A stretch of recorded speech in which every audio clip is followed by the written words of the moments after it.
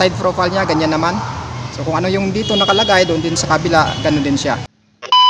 So what's up mga idol, Andito tayo ngayon sa Rossi para ikutan itong si Rossi Delta 125. Tingnan natin ngayong 2025 kung anong nabago dito sa motor na to. Yung specs niya, yung features, kasama na din yung price nito, yung down niya, yung monthly installment. Motor na to is available yan dito sa Rossi Kalilangan, Bukidnon Branch. Naghahanap nga pala mga idol ng Rossi Delta 125 is available yan dito. Kung sa mga hindi maka-afford pala ng XRF 125 ng Honda, meron tayong second choice. Itong si Rossi Delta 125. So ikutan natin. Ito nga pala yung kabuang locks niya. Available dito yung kulay na blue. Meron din silang red mga idol, ayun o, tsaka yellow. So sa harapan, ganito siya. Yung side profile niya, ganyan naman. So kung ano yung dito nakalagay, doon din sa kabila, ganun din siya. Yung lightning system niya pala, pagdating sa head is naka valve type. Pero yung signal lights niya, sa harap is naka LED na siya mga idol, ayun o, maliit. Sa taas, makikita natin yung signature na color ni Rossi, kulay dilaw, ayan. Tapos naka Euro 3 compliant na rin siya. So pagdating dito sa baba, naka fender siya ng glossy.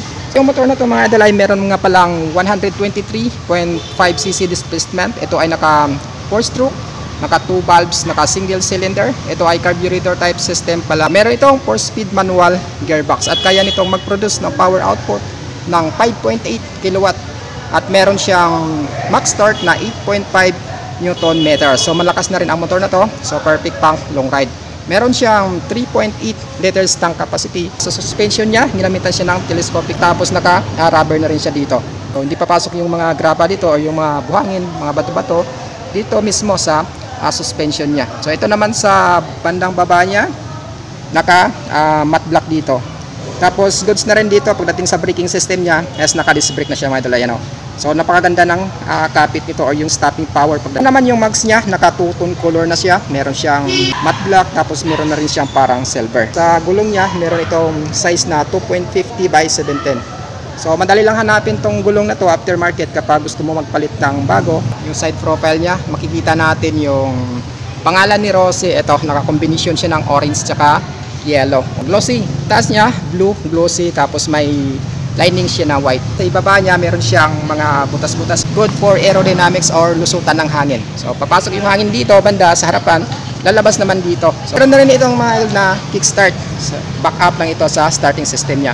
In case maubusan ng, or madidrain yung baterya ng motor mo, meron siyang back up na kickstart. Sa apakan ng angkas mo, meron naman siya dito. So, may konti siyang guard, harang para hindi basta-basta pumasok yung paa mo dyan sa gulong na yan. Pagdating sa muffler niya, ito siya, galing sa exhaust ng makina hanggang dito sa dulo, naka-matte black siya.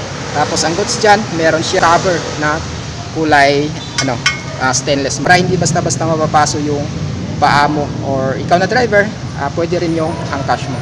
So dito sa side na to, wala ka gaano makikita na decals, minimal. O, simple lang pagka-decals niya. Makikita natin dito yung R-box na pangalan, tapos naka-matte black na dito banda. Banda dito mga idol, parang carbon finish siya na pagkagawa.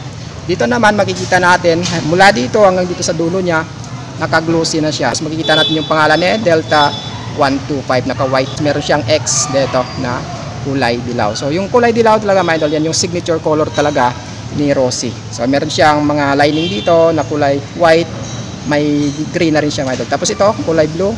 Pagbaba mo sa ilalim, dito yung suspension niya sa likod, naka-coil spring siya mga idol, ayan.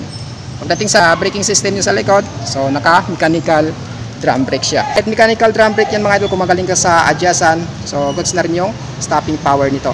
Pagdating naman sa gulong niya sa likod, malaki ng konti, naka 2.75 by 710. So same pa rin, naka standard size yung gulong niya. Madaling hanapin yan kapag sa aftermarket. So dito sa loob niya, wala siya gaanong mga butas-butas dyan na papasok yung dumi dyan na hindi matatanggal. So madali lang siyang tanggalin. So ang goods dito mga idol, naka-allen bolt na siya. Yung mga bolt niya, naka-allen na siya, naka-allen yung back profile niya. Meron siyang tail light, naka-valve type. Tapos yung signal light niya naman sa likod, yes, valve type rin siya. May adding reflectors na rin siya dito. Ito naman yung temporary plate number mo kapag nilabas mo ang motor na to dito kay Rossi. Sa ibang company mga idol, hindi mo makukuha to. So magpapagawa ka pa ng almost 200 pesos para magkaroon ka ng temporary plate number. Meron na rin siyang extend na fender dito na plastic. Goods na rin yung ginamit dito na material kasi nga hindi siya basta-basta nababasag. So dito sa gilid niya, may bukasan siya ng upuan dito banda. Ayan, susi mo lang siya tapos buksan. Ayan, magbubukas siya. Meron siyang under seat storage mga idol na pwede mo paglagyan ng mga gamit mo. Yung cellphone mo pwede mo dito ilagay.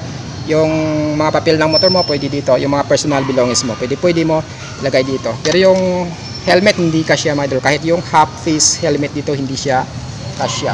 So kung ano yung decals dito mga idol dun sa kabila, dito meron din siyang decals na parehas. Tapos dito nakikita natin sa bandang baba niya yung pangalan na motor na to, DL125, tapos RFI. So nakadilaw siya mga idol, yung signature color ni Rossi. Meron na rin siyang cover sa chain niya. Pwede mong gamitin sa patag, pwede rin sa akyatan. So kung hindi ka kampante doon sa sprocket combination niya, kung patag pwede mo siyang palitan ng mas high speed pa konti. Pagdating dito, meron siyang side stand, pero yung side stand nito is ordinary lamang, wala siyang kill switch. Katulad sa ibang motor na meron siyang kill switch. Pagdating sa shifting niya, meron siyang 4-speed manual gearbox. Sa upuan niya, ito siya, makapal. So goods for long ride talaga yung makapal, hindi ka basta-bastang mga ngawit. Pagdating sa grab bar niya, glossy siya. Ito naman yung harapan niya, meron siyang butas-butas for aerodynamics. Usutan ng hangin siya. Pagdating sa handlebar niya, upright position to. Meaning kapag naka-upright position ka, hindi ka basta-bastang mangawit during long ride. Meron na rin siyang end bar dito, ayan maliit. Tapos yung switches niya naman dito sa handlebar, meron siyang ito sa head niya, on off, high beam, low beam, turn signal lights niya dito, tapos forward. Meron na rin siyang choke dito. So yung choke gamitin mo lang sa hard starting sa umaga in case na mahirap talaga paandarin. So dito naman sa kabila, meron siyang starting system na electric start. So bukod sa electric start, meron siyang backup na kick start mga idol. Ayan o. So pagdating naman sa susian niya, ito. So traditional key lamang yung ginamit dito. Meron na rin siyang meter panel na digital mga idol. Ayan o, makikita mo dito. So lahat ng indicator na makikita mo nakapaloob na dito sa meter panel niya. Naka-promo siya ngayon, wala siyang down payment. So ito, 0 down payment mga idol. So rikta ka na sa monthly installment. So meron siyang cash na 48,000 pesos lamang pakababa. Tapos meron siyang 1 year na 4,840. Yung 2 years mo is 2,775. Tapos yung 3 years mo is 2,090. Magre-rebates pa tayo dyan ng 300 pesos. So ibig sabihin 1,700 lang yung monthly installment mo mga idol dito sa Rossi DL125 nila. So kung naghahanap ng mga idol ng motor na Dilius goods na sa'yo, itong si Rossi DL125. Lalong-lalo na kung nagsa-start ka pa lang or baguhan ka pa lang sa pagmumotor at hindi mo afford ibang brand na motor na napakamahal. So dito sa Rossi DL125 na to, affordable masyado mga idol. Wala na siyang down payment, rekta ka na ng monthly installment. So hanggang dito na lang tayo. Kung ngayon ka pala napabisita dito sa YouTube channel ko, mag-like pa rin, mag-subscribe ka. At kung dito ka sa FB page ko, i-follow mo lang ako. Hanggang dito lang tayo. Ride safe at ingat.